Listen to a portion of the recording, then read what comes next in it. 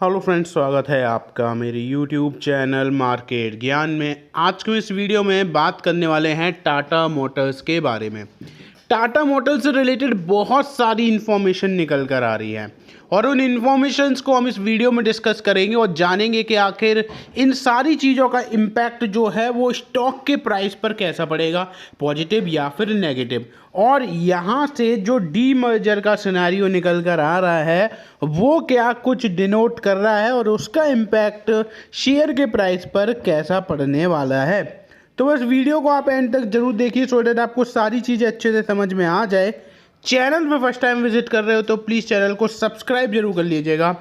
Video अगर आपको अच्छी लगे तो प्लीज़ एक लाइक जरूर करिएगा। चलिए वीडियो स्टार्ट करते हैं। सबसे पहले आप यहाँ पर देख पा रहे होंगे कि आज जो स्टॉक है उसमें हल्की फुल्की गिरावट के साथ क्लोजिंग हुई। शेयर जो है वो 706 पर पहुँच गया। आज शेयर जो है वो 715 रुपये तक का हाई बनाते हुए नज़र आया था और 703 का इसमें आपको आज के दिन लो देखने को मिला और लगभग अपने लोएस्ट पॉइंट के आसपास की क्लोजिंग जो है वो यहाँ पर स्टॉक में देखने को मिल रही है। पिछले 5 दिनों में 2%, तो पिछले 1 महीने में 10-11% का करेक्शन आपको नज़र आता है। 6 महीने में ये 30% तक करेक्ट हो चुका है। अब देखो यहाँ पर जो एक नोटिस है वो टाटा मोटर्स की तरफ से आया है। उस नोटिस में क्या कुछ चीज़ें बताई गई हैं, उस नोटिस में आपको यहाँ पर इंटीमेशन ऑफ एनालिस्ट और इंस्टीट्यूशनल इन्वेस्टर मीटिंग, यानी कि यहाँ पर इन्वेस्टर मीटिंग के बारे में बात करी गई है। अब देखो यहाँ पर क्या बहुत सारी कंपनीज़ हैं जो कि एक साथ उनके साथ मीटिंग होगी, जिसमें आप देख पा रहे होगे फूगो का को लाइफ इन्वेस्टमेंट, मिजुओ बैंक, रिसोना बैंक, ऐसी बहुत सारी, जैसे लाइफ SBI लाइफ इंश्योरेंस है, वाइट ओक कैपिटल है या फिर आस्क इन्वेस्टमेंट, ऐसे बहुत सारे नेम हैं। मैं एक एक नाम पढ़ के वीडियो की लेंथ बढ़ा दूं तो उसका कोई मतलब निकलेगा नहीं, आप यहाँ पर खुद से देख सकते हो। बस हाँ, इसका पर्पज़ ये है कि बहुत सारे इन्वेस्टर्स के साथ एक साथ मीटिंग जो है वो टाटा मोटर्स करने वाला है, जिसमें आपको 11 ही नहीं बल्कि 12 और 13 को भी कंपनीज के साथ इन्वेस्टमेंट मीटिंग आपको देखने को मिलेगी। अब बात करते हैं डी मर्जर के बारे में, ठीक है, जो कि काफ़ी टाइम से इशू ये पेंडिंग चल रहा है।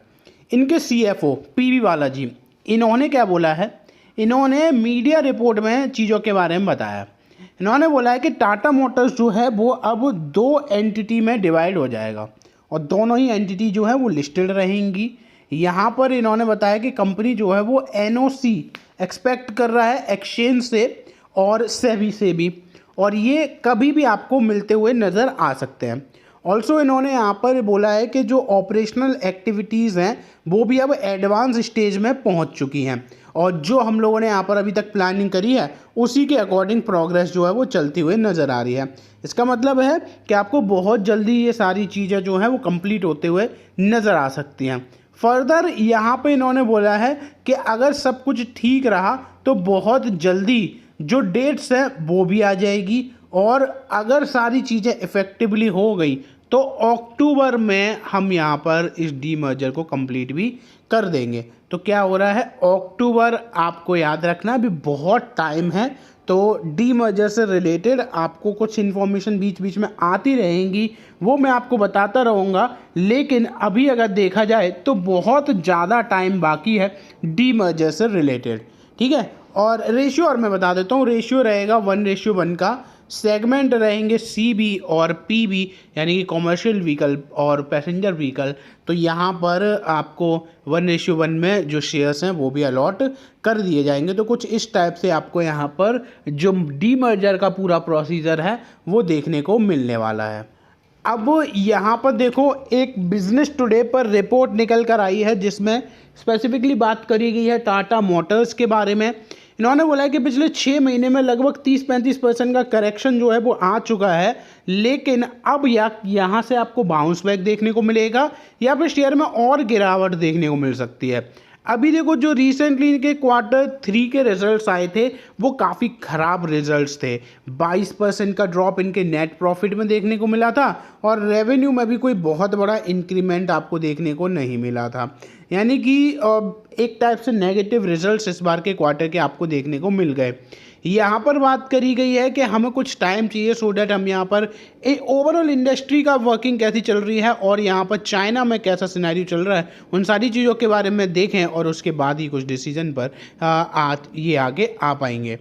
अक्षय भागवत जो कि सीनियर वाइस प्रेसिडेंट है और जीएम फाइनेंशियल के डेरिवेटिव रिसर्च में, इन्होंने बोला है कि यहाँ पर जो शेयर है वो ओवरसोल्ड जोन में चल रहा है और उसकी वजह से आपको जो एक बाउंस बैक रैली है वो देखने को मिलने वाली है। 680 से 700 रुपये की जो इसका प्राइस है वो इसका एक सपोर्ट बनेगा स्ट्रॉन्ग और वहाँ से आपको स्टॉक जो है बाउंस बैक दिखा सकता है। अगर इसमें रिकवरी रैली आती है तो बहुत जल्दी शेयर 820 से 840 रुपये तक जा सकता है। तो लॉन्ग टर्म प्रोस्पेक्टिव के लिए यहाँ पर मोमेंटम कम्प्लीटली ऑफ नज़र आ रहा है। इन्वेस्टर जो है वो 810 के आसपास इसमें एग्जिट कर सकते हैं। तो जो टारगेट आया वो कितने का आया, 840 रुपये का टारगेट जो है वो यहाँ पर निकल कर आ रहा है। वहीं देखा जाए क्रांति वैथिनी जो कि वेल्थ मिल्स सिक्योरिटीज़ के एनालिस्ट हैं, इन्होंने बोला है कि लॉन्ग टर्म में तो स्टॉक पर होल्ड की ही कॉल आ रही है। अभी हाल फिलहाल में मीडियम से शॉर्ट टर्म में थोड़ा बहुत प्रेशर जरूर देखने को मिल सकता है क्योंकि JLR के नंबर उतने ज़्यादा इंप्रेसिव नहीं है और ओवरऑल ग्लोबल मार्केट में भी वॉलेटिलिटी बनी हुई है। अगर आप चाइना को भी इंक्लूड करते हो तो भी सिनारियो कुछ ऐसा ही है। डीमर्जर जो है कॉमर्शियल व्हीकल बिजनेस का वो यहाँ पर आपको देखने को मिल रहा है, कार्ड्स पर नज़र आ रहा है। मतलब अब आने तो स्टार्ट हो गए और अक्टूबर में ये कंप्लीट हो भी जाएगा। तो अगर आप लॉन्ग टर्म के हिसाब को लेकर चल रहे हो तो भी चीज़ें आपको थोड़ी बहुत सही नज़र आएंगी। शॉर्ट टर्म में आपको चीज़ें वॉलेटिलिटी के साथ ही नज़र आएंगी। अब जल्दी से वीडियो को एंड करने से पहले मैं यहाँ पे आपको जनवरी मंथ का जो म्यूचुअल फंड का अभी तक का डेटा निकल कर आया है वो दिखा देता हूँ, जिसमें आपके सामने नज़र आ रहा है निपॉन ने अपने ETF में 7% से होल्डिंग बढ़ा दी है। वहीं BSE सेंसेक्स में निपॉन ने 8%, UTI ने आर्बिट्राज में 37-38% से एलोकेशन कम कर लिया है। निपॉन ने इनोवेशन फंड में 28-29% से टाटा मोटर्स को बढ़ा लिया है। वहीं अपने दूसरे फंड्स में आर्बिट्राज और इक्विटी हाइब्रिड में एलोकेशन कम किया है।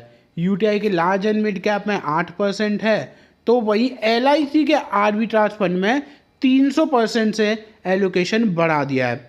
तो यहाँ पर आप देख पा रहे होगा कि मिक्स नंबर निकल कर आ रहे हैं और बहुत ज़्यादा वन साइडेड कुछ भी ज़्यादा नज़र आ नहीं रहा है। लेकिन हाँ, फिर भी अगर आप यहाँ पर देखो तो बाइंग की तरफ ही लीन करते हुए नज़र आ रहे हैं, यानी कि इसमें जनवरी के मंथ में ओवरऑल जहाँ तक लग रहा है बाइंग ही ज़्यादा हुई है। तो फिलहाल वीडियो में बस इतना ही। वीडियो अगर आपको अच्छी लगी हो तो प्लीज़ एक लाइक ज़रूर कर दीजिएगा और चैनल पे फर्स्ट टाइम विजिट कर रहे हो तो सब्सक्राइब जरूर करिएगा। धन्यवाद।